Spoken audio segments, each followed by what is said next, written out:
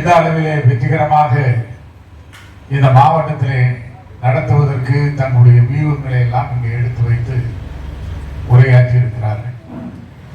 நான் அவர்களுடைய கருத்துக்களை முன்மொழிவதோடு வழிமொழிந்து அதன்படி நம்முடைய பணிகள் எல்லாம் சிறப்பாக இருக்க வேண்டும். ஒரு இயக்கம் ஆட்சிபுடத்தில் இருந்தாலும் ஆட்சிபுடத்தில் இருந்து இறங்கினாலும் நாட்டு மக்களுக்கு ஆற்றுகிற களப்பணியில் அது முன்னிலையிலே இருக்கக்கூடிய ஒரு இயக்கமாக இருக்க வேண்டும்.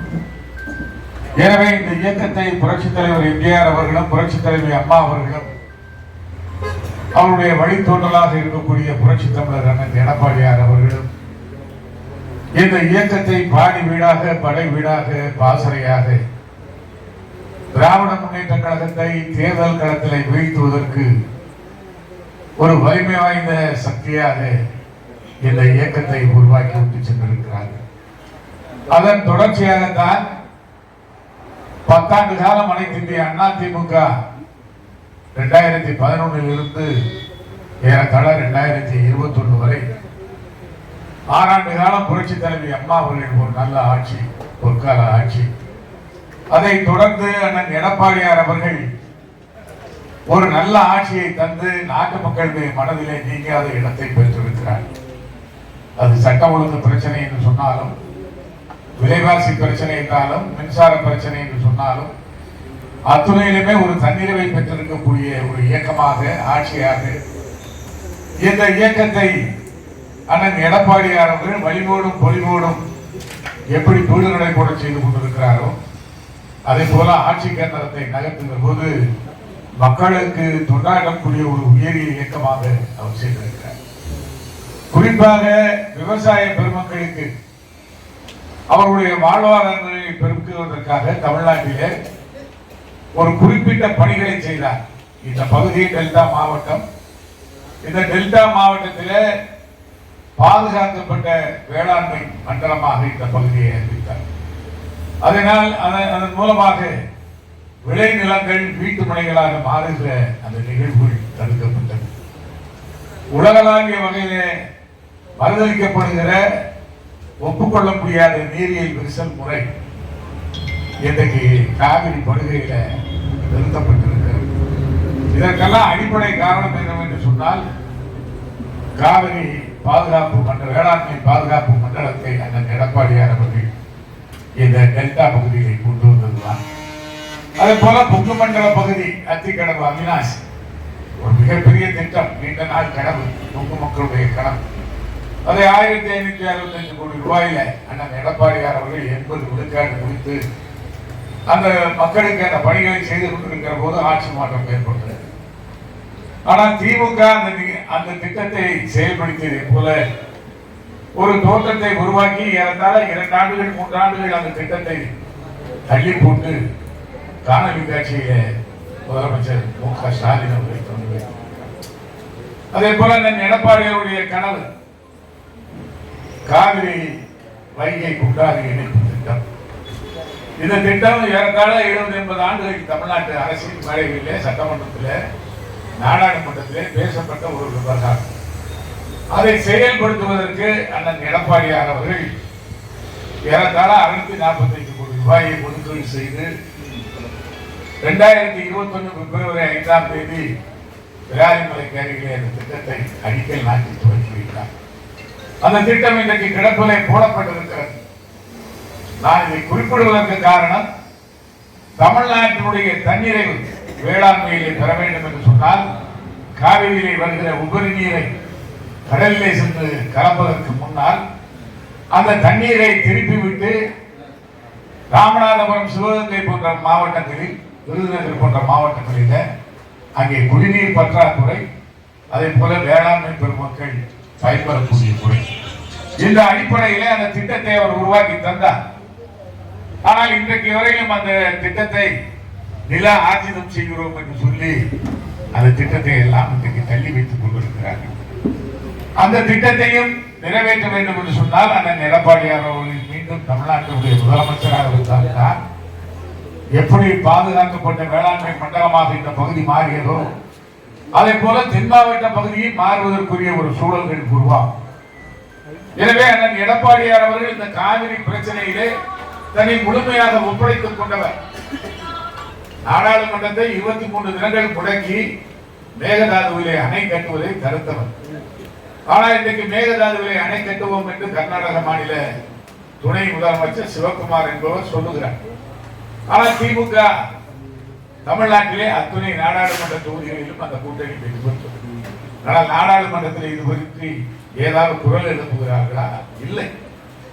எனவே இந்த பகுதி இன்னும் வளர்ச்சி பெற வேண்டும் என்று சொன்னால் இந்திய திருநாட்டிலே காவிரி கோதாவரி காவிரி கங்கை இணைப்பு திட்டம் என்ற ஒரு திட்டம் 6000 கோடி ரூபாயிலே பாரதிய ஜனதாவோடு அனைத்து இந்திய அண்ணா திமுக நல்லுறவில் இருந்தபோது அண்ணன் எடப்பாடியார் அவர்கள் முதலமைச்சராக இருந்த போது அந்த திட்டத்திற்கு அடிக்கல் நாட்டுகிற விழா கூட நடைபெற்றது. தமிழ்நாட்டிலே இருந்து நம்முடைய சென்னை மாவட்டத்தினுடைய எல்லை பகுதியிலே காஞ்சிபுரம் பகுதியில் இருந்து அந்த அணை தோன்றுவதற்குரிய பணிகள் கூட வாய்க்கால் தோன்றுவதற்குரிய அடிப்படை பணிகள் கூட நடைபெற்றது.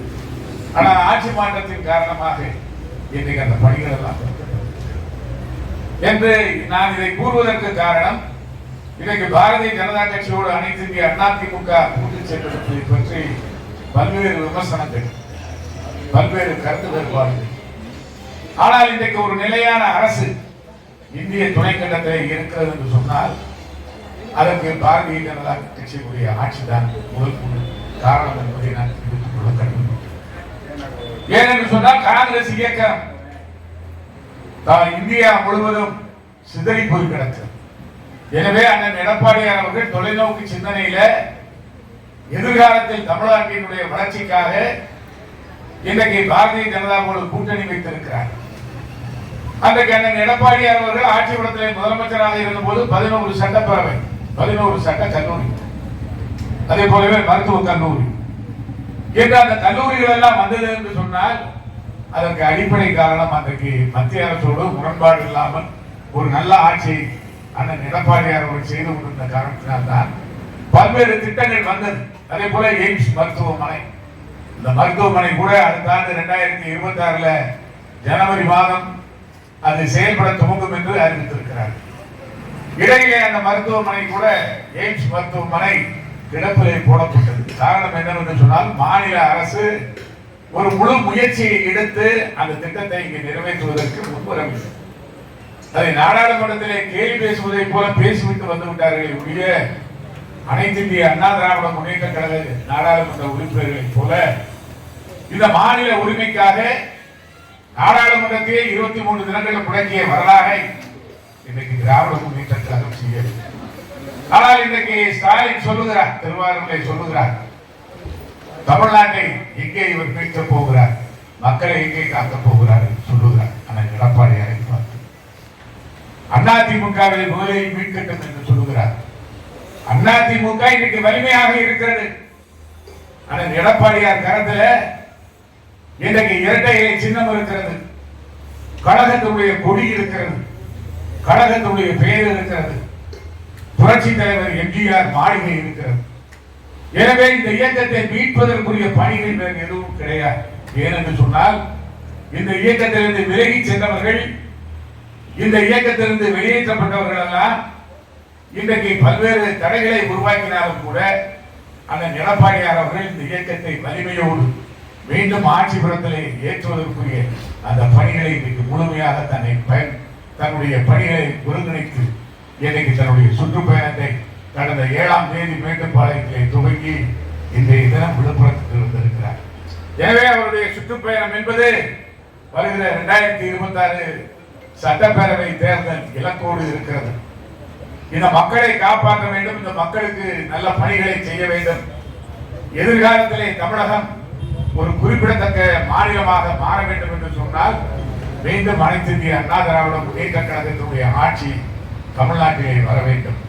அப்படி வருவதற்குரிய அடிப்படை பணிகள் தான் நம்முடைய இயக்கத்தை வலிமைப்படுத்துவதோடு ஒற்றுமைப்படுத்துவதோடு அண்ணன் எடப்பாடியார் அவர்கள் பாகங்களை செயலாளர்களை எல்லாம் உருவாக்க வேண்டும், அந்த கிளையை உருவாக்க வேண்டும் என்று சொல்லி இதற்கு அண்ணன் எடப்பாடியார் அவர்களுடைய அந்த கட்டளையை ஏற்று இந்த தஞ்சை மத்திய மாவட்டத்திலே ஏறத்தாழ ஒரு ஓராண்டுகளுக்கு மேலாக நம்முடைய பாகங்களை அமைக்கின்ற பணி என்று சொன்னாலும் அல்லது உறுப்பினர் உரிமை சீட்டு தரப்படுகிற பணிகள் என்று சொன்னாலும் அத்துறையிலும் என்னை முழுமையாக ஈடுபடுத்திக் கொண்டு இங்கே இருக்கக்கூடிய மாவட்ட கழக செயலாளர் அருமை சகோதரர் சேகர் அவர்கள் மற்றும் இருக்கக்கூடிய நம்முடைய மாநில நிர்வாகிகள் ஒன்றிய கழக செயலாளர்கள் ஆதரவோடு சிறப்பாக தவறின்றி சரியான முறையிலே நாம் செய்திருக்கிறோம்.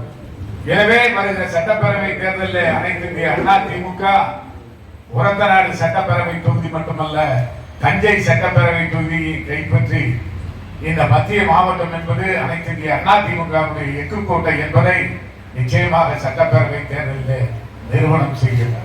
அப்படி நிறுவனம் செய்கின்ற விதத்தை நாம் இங்கே எடுத்துக்காட்டுகின்ற விதமாக நம்முடைய அண்ணன் கழக பொதுச் செயலாளர் எடப்பாடியார் அவர்கள் வருகின்ற 22, 23 தேதிகளில் நம்முடைய மத்திய மாவட்டத்திற்கு வருகிற போது அவருடைய வருகை குறித்து மிக சிறப்பான முறையிலே சிவர் விளம்பரங்கள், அதே போலவே விளம்பர பதாகைகள், அதே போலவே பத்திரிகையிலே தரப்படுகிற விளம்பரங்கள், சுவரொட்டிகள் என்று முழுமையாக நம்முடைய கழக தொண்டர்கள் தங்களுடைய முயன்ற அளவு தங்களுடைய அதன் மூலமாக இந்த மத்திய மாவட்டம் என்பது அண்ணா திராவிட முன்னேற்ற கழகத்துடைய கோட்டையாக இருக்கிறது என்பதை நிறுவனம் செய்து, அதே போலவே நம்முடைய மறைந்த அருமை சகோதரர் தங்கமுத்து அவர்களுடைய சிலை திறப்பு விழா அந்த நிகழ்ச்சியும் சிறப்பாக நடைபெறவிருக்கிறது. ஏனென்று சொன்னால் அவர் இந்த இயக்கத்தினுடைய ஊற்றுக்காலாக இந்த தஞ்சை மண்ணிலே மாவட்ட கழக செயலாளராக, சட்டமன்ற உறுப்பினராக, இன்னும் பல்வேறு பொறுப்புகளில் எல்லாம் இருந்து சிறப்பாக பணியாற்றி இருக்கிறார். அவருடைய அந்த நிகழ்ச்சியிலும் நீங்கள் மாற்ற அலைகடல் என வருகிற 22, 23 தேதிகளில் நாம் தஞ்சையிலும் உரத்த நாட்டிலும் கூடுவோம் என்று சொல்லி நல்ல வாய்ப்புக்கு நன்றி கூறி எடப்பாடியார் வழியை முன்வழி அதுவே என்ற நல்வழி என்ற தாரக மந்திரத்தை ஏற்று அவர் சுட்டிக்காட்டுகிற திசையிலே எட்டி பாய்கிற ஈட்டி முனைகளாக சுற்றி சுழந்து பணியாற்றி கழக வெற்றிக்கு நாளும் பொழுதும் உழைத்திடுவோம் என்று சொல்லி நல்ல வாய்ப்புக்கு நன்றி கூறி விடைபெறுகிறேன். நன்றி, வணக்கம்.